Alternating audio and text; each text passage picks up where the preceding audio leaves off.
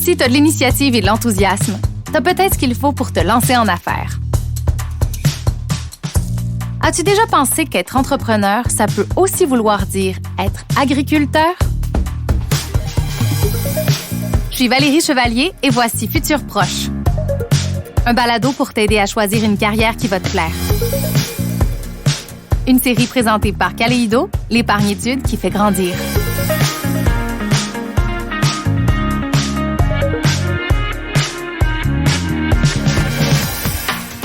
Je m'appelle Aurélie, j'ai 18 ans et j'entre au cégep en gestion d'entreprise agricole. Aurélie, salut! Bonjour! C'est assez spécial parce qu'en ce moment, tu es au Danemark et tu es connectée à des heures de décalage horaire. Qu'est-ce que tu fais là-bas?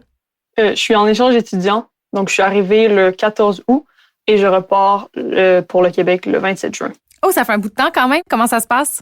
La langue a été un peu difficile à apprendre parce que ça ressemble pas à grand-chose que je connais. Mais sinon, non, ça a été très bien. Mon intégration s'est vraiment faite super vite. Puis j'ai plein d'amis, puis je m'entends super bien avec ma famille d'accueil. Donc, c'est vraiment le fun. Quand tu étais petite, qu'est-ce que tu rêvais de faire plus tard? Beaucoup de choses différentes. J'ai eu plusieurs phases. J'ai voulu être une actrice pendant vraiment longtemps. Après ça, j'ai voulu être médecin. Ça fait 1 an et demi, 2 ans que je m'intéresse vraiment à l'agriculture. Ça a été quoi ton premier contact avec le monde de l'agriculture? Je sais pas si ça compte vraiment, là, mais genre aller ramasser des fraises ou des framboises avec ma famille quand j'étais petite.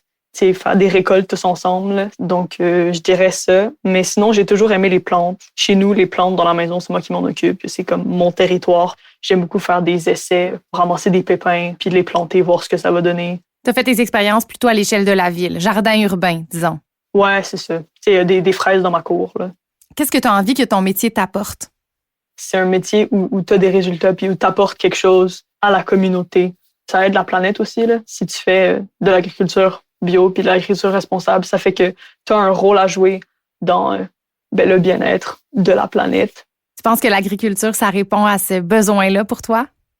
Oui, parce que tu as un impact. Tu peux contrôler la façon dans laquelle tu fais pousser tes légumes ou la façon dans laquelle tu élèves tes animaux pour que ça soit bon pour le climat, puis bon pour l'environnement, puis bon pour ta communauté. Je m'en vais rencontrer un agriculteur. Est-ce que tu as une question à lui poser? Oui, j'aimerais savoir à quel point c'est instable d'être agriculteur. Tu es beaucoup dépendant des saisons et tout, donc est-ce qu'il y a des trucs pour avoir un revenu indépendamment des mauvaises conditions météorologiques? Je note ta question, je vais lui poser, je vais essayer de te trouver une réponse. On se reparle bientôt. Merci Aurélie. Merci à toi.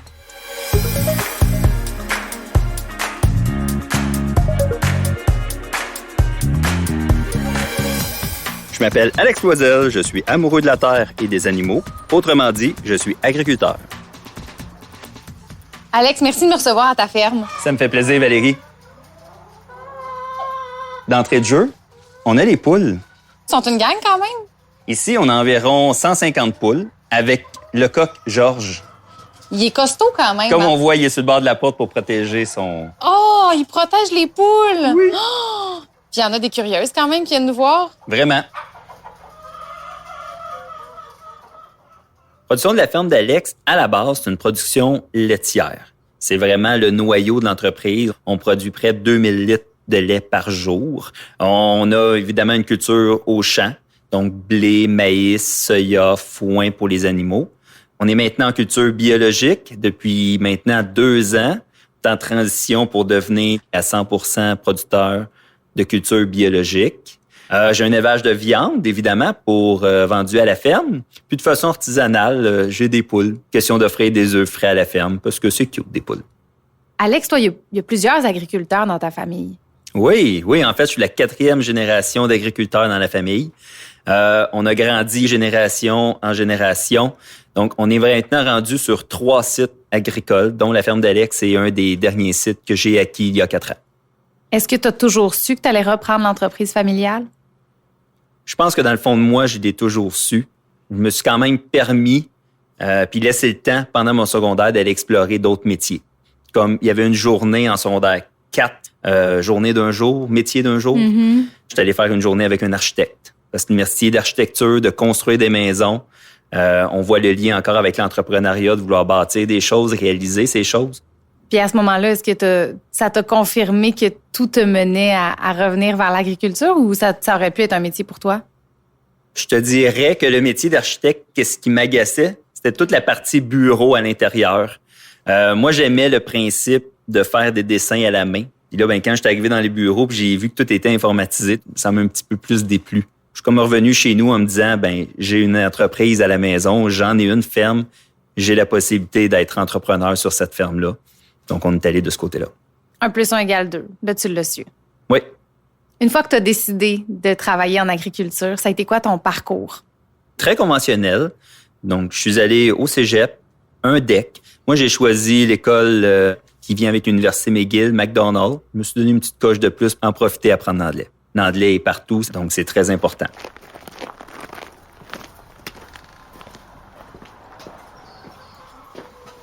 Hey, c'est grand ici!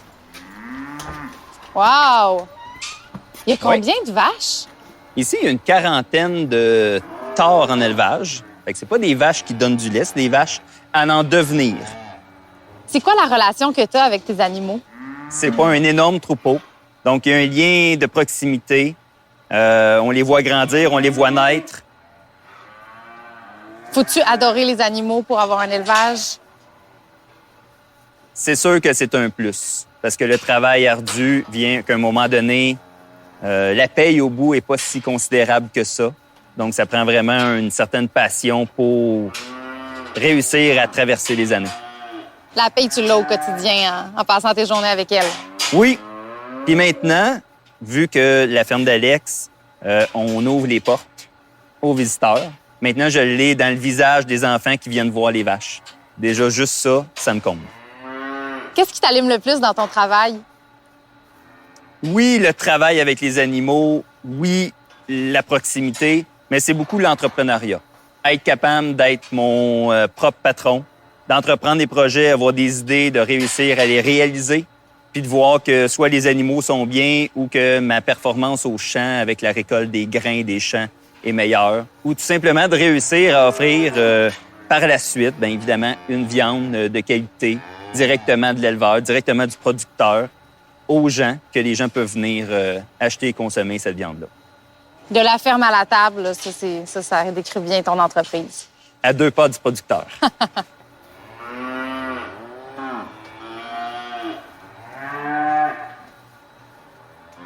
J'ai une belle équipe autour de moi. Si on parle de la ferme, j'ai une gérante avec moi de troupeau pour m'assurer du soin aux animaux quotidiens. Nous avons maintenant fait appel à des travailleurs étrangers depuis quelques années. Donc, actuellement, j'ai un travailleur étranger qui vient du Guatemala. À la boutique, j'ai une équipe actuellement de 3 personnes pour la vente. Puis ensuite, je fais appel à certains travailleurs spécialisés. Comme ici, actuellement, j'ai un mécanicien qui fait l'entretien de mes machines là, directement à l'arrière de la ferme, qui vient sur place quelques journées par semaine ou par mois pour venir faire des spécialisations comme la mécanique.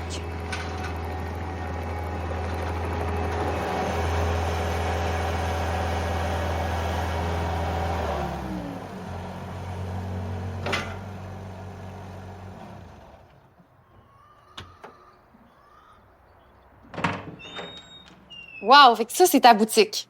Ça fait combien de temps que tu l'as? Oui, ça fait 3 ans qu'on est installé ici. Fait qu'on offre vraiment, là, comme on voit là, dans les congélateurs, on offre une variété là, de toutes les découpes de viande de mon élevage. On a aussi toute une sélection de viande de producteurs avoisinants. Ensuite de ça, on a une variété de sélection de produits, mets cuisinés, produits justement ici. Entre autres, c'est ma tante qui est en charge. C'est vraiment une histoire de famille, cette boutique-là. Ah oui? Oui, vraiment. Est-ce qu'elle a une spécialité? C'est sa lasagne. Qu'est-ce qui te rend le plus fier de ta boutique? D'avoir réussi à accomplir mon rêve de jeunesse, d'avoir une petite boutique de vente à la ferme.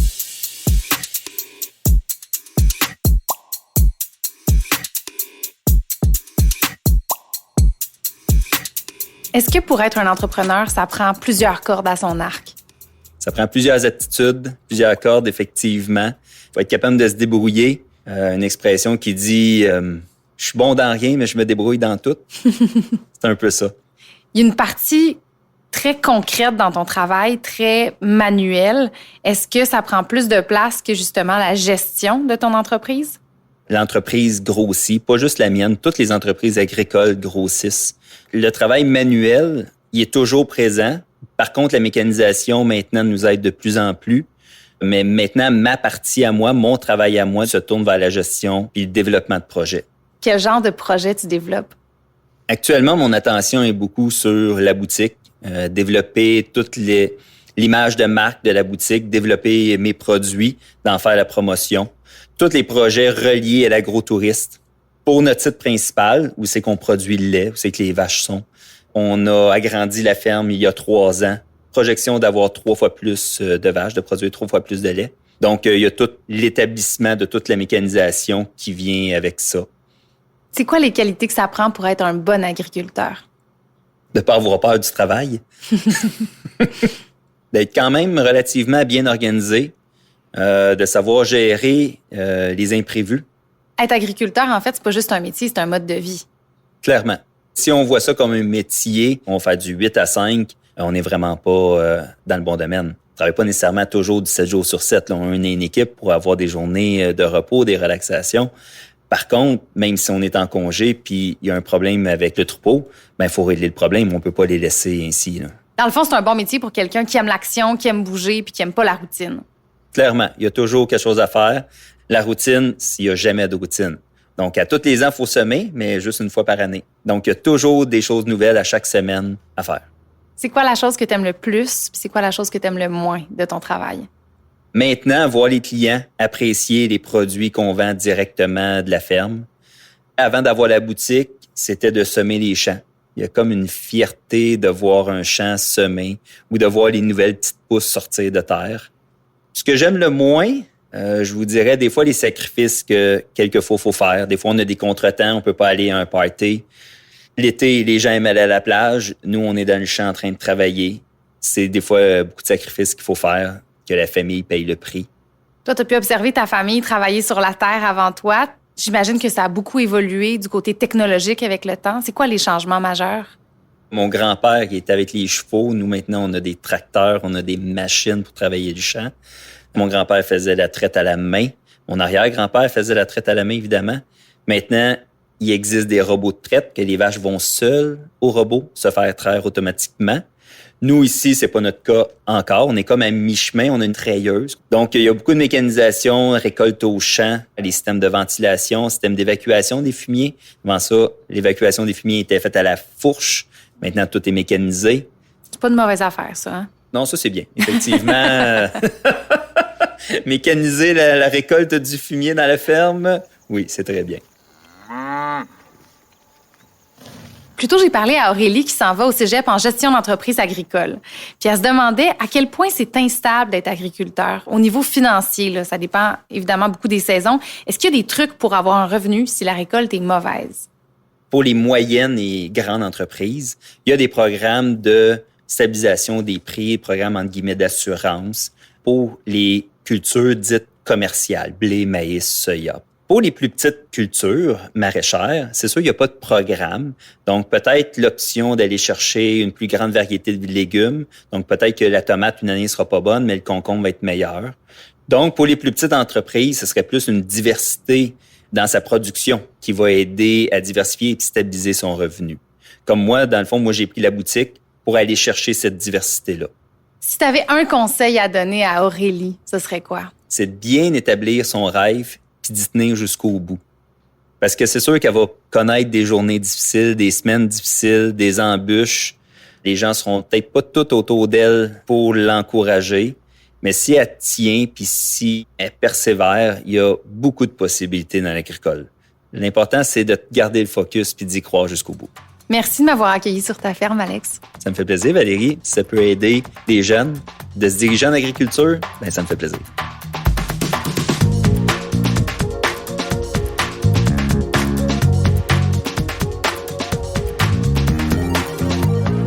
Je sens vraiment qu'Alex, c'est un agriculteur qui est né avec la passion d'entreprendre dans le sang.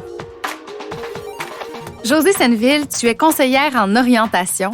Quand tu entends quelqu'un te raconter son histoire comme ça, qu'est-ce que ça te dit? Ah, j'entends une personnalité qui est à la recherche d'un décor, d'un domaine pour incarner ce qu'il est. Ça aurait pu être n'importe quoi, hein? Un entrepreneur, ça veut démarrer des projets, ça le challenge même.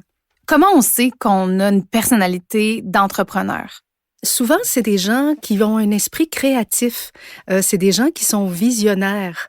On les reconnaît aussi par le fait que c'est souvent des leaders naturels qui aiment gérer, qui aiment décider, qui aiment influencer. Ils ont beaucoup d'enthousiasme aussi, ils sont sûrs de soi. Puis souvent, évidemment, ils savent nous convaincre, hein, puis ils savent embarquer les gens dans leurs projets. Faut dire qu'ils savent aussi s'entourer. Donc, quand on sait qu'on est du type entrepreneur, comment on aborde les études? Notre type entrepreneur va percevoir les études comme étant utiles quand elles vont être au service de son projet entrepreneurial. C'est-à-dire que ces jeunes-là, souvent, vont partir aux études avec une idée de projet déjà en tête. Et souvent, ils vont choisir des formations selon les compétences qu'ils ont envie de développer, les connaissances qu'ils ont envie d'acquérir pour concrétiser leur projet entrepreneurial. C'est sûr que l'automatisation des systèmes, la complexification des méthodes, du marché exige au jour d'aujourd'hui de se former et c'est difficile de passer à côté. Puis, ça tombe bien parce qu'il y a des choix de formation à court terme, moyen terme, long terme, selon ton projet, tes intérêts, tes besoins aussi. Disons qu'on n'est pas un entrepreneur né. On a envie de travailler dans le monde de l'agriculture, ça nous intéresse, mais disons qu'on est un peu plus manuel. Est-ce qu'on a des options? Faut penser que la machinerie, les technologies agricoles ont besoin de main-d'œuvre, de spécialistes pour réparer les systèmes, les installer, les faire fonctionner. Alors, des fois, c'est des gens qui vont avoir une petite entreprise, qui vont être spécialisés en réparation, en installation de systèmes automatisés. Alors, ça peut être intéressant. Et il y a tout l'univers aussi des soins animaliers. Par exemple, au niveau de la formation professionnelle, collégiale, technique ou universitaire pour prendre soin de du bétail, des animaux. Et il n'y a pas que les soins vétérinaires qui existent. Au collégial, il y a une technique en santé animale qui est offerte. Puis, il y a des préposés aussi qui travaillent au niveau des soins des animaux directement sur la ferme. Alors, c'est des possibilités qui peuvent être intéressantes.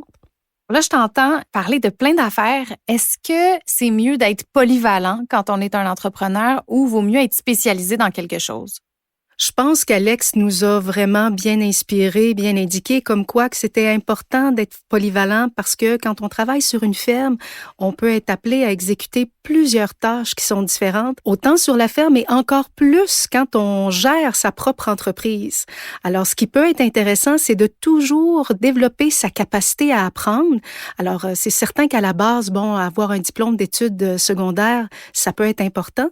Mais ce qu'il faut savoir aussi, c'est que au collégial et à l'université, il y a des formations sur mesure à la carte qui sont un petit peu plus à court terme, qui te permettent d'aller chercher des compétences ciblées que tu as besoin pour mieux évoluer, mieux faire progresser ton entreprise.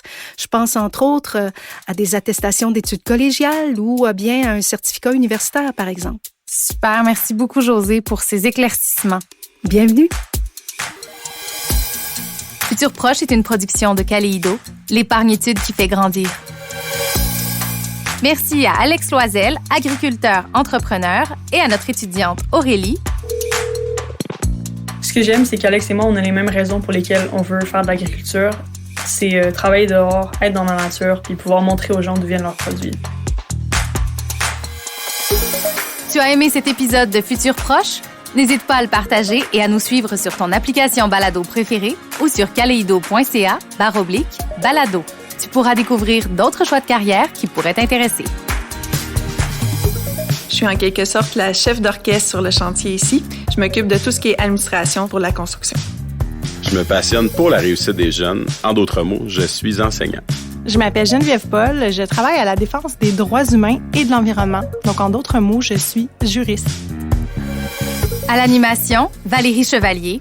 Réalisation, Geneviève Brault. Conseil en orientation, Josée Senneville. Création, Coyote Audio.